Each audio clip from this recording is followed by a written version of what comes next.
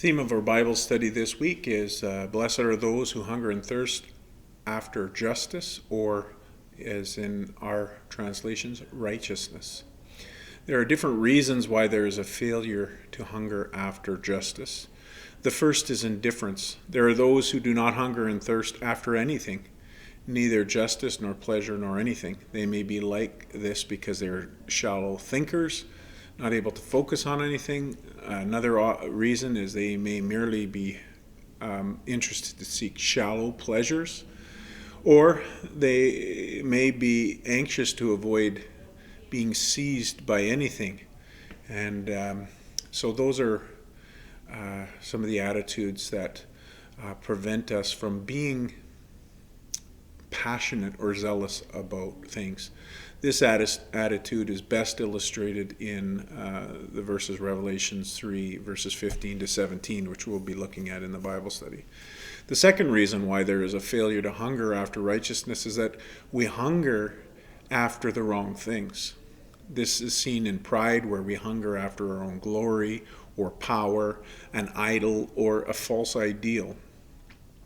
They are never satisfied because personal and false ideals can never satisfy.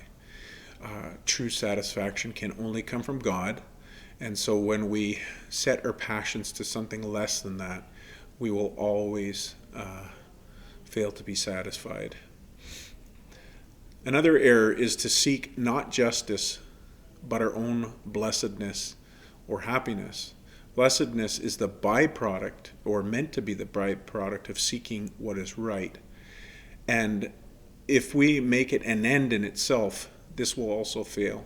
It amounts to nothing more than idolatry, where we make as an idol our own happiness. That will not ultimately satisfy. A step closer to the truth are those that seek righteousness as one end among many. This is not yet hungering after righteousness. Von Hildebrand would probably say that this is a step towards it, but it is not yet hungering, because it's not sufficient. As the highest natural example of this, he points out Socrates, and who sought the good. But this falls short of hungering after righteousness in the highest sense from a biblical point of view, because to do that, it's beyond good even. It is to desire God's glory and for his kingdom to come. And this has come up in several of the chapters we've looked at. There are other dangers we can fall into as well. True hunger for righteousness is focused on God receiving glory.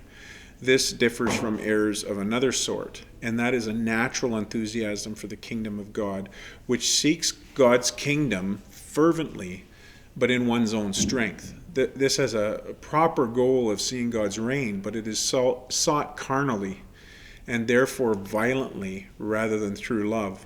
This type of zeal leads to fanaticism that is not in keeping with life in the Spirit. I think many of us have experienced Bible thumpers, or people who are so passionate about some kind of cause, even a just cause, that their attitude betrays them. And I think the word violent is a proper way of looking at this, that some people will literally or figuratively bang you over the head with the Bible. That's not proper. That's not a true seeking of the kingdom, because it's not done in love. A humble seeking after the kingdom is a burning zeal for Christ's reign, motivated by a Spirit-empowered love. And to finish off this video, I just want to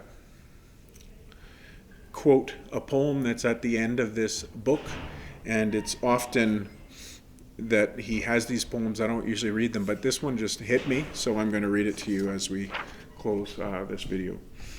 Jesus, whom for the present veiled I see, what I so thirst for, O give graciously to me, that I may see thy countenance unfolding, and may be blessed in thy glory. beholding. So we will be satisfied when we seek Christ and his kingdom and his rule. And that is why Jesus says in the Sermon on the Mount, blessed are those who hunger and thirst after righteousness, because they will be satisfied, and we will be satisfied when we see Christ on the throne, ruling, rightfully ruling in the age to come.